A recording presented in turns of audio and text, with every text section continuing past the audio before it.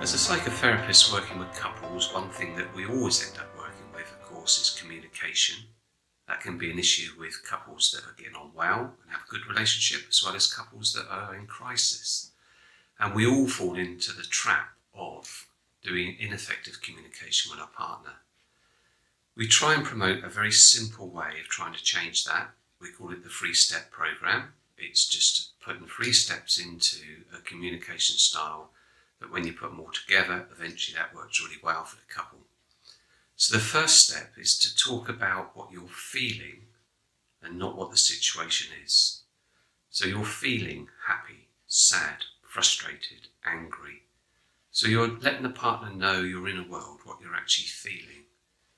The second part of it is to talk about the situation without including your partner in that situation. The minute you mention your partner, then it becomes a form of blame. So I'm feeling frustrated that there are shoes all over the hallway.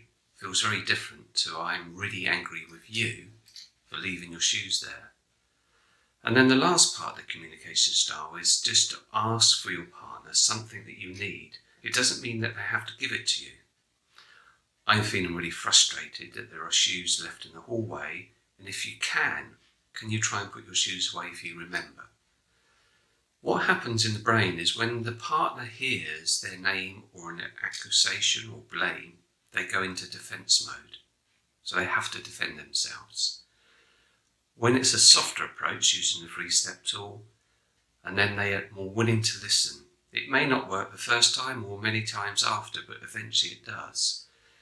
And the aim of it is to get out of talking about the subject. So you're talking about the feelings, the inner world you're both going through. Both of you can express what you're feeling, and it takes you out of the subject. And once you're out of the subject, it stops that blame culture going on, where someone blames, someone has to defend, and then they attack, and then there's blame again.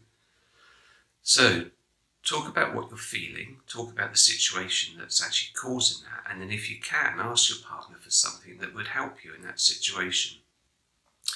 What it does do is it allows you to get to the bottom of what's going on between you.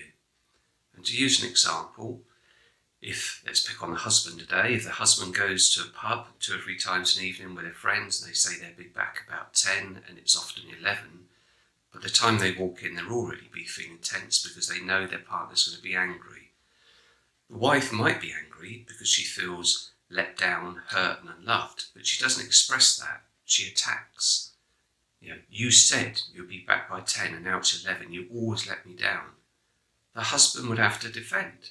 They would have to protect themselves. It's up to me what I do. I just stayed a bit longer this time. Not understanding that his wife is feeling hurt and unloved, abandoned, and for her not to understand that he's feeling controlled or put down.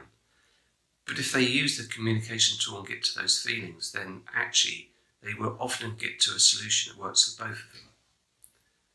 Talk about your feelings, talk about the situation that's causing the feelings, and if it's appropriate, ask your partner something that would help you in that situation.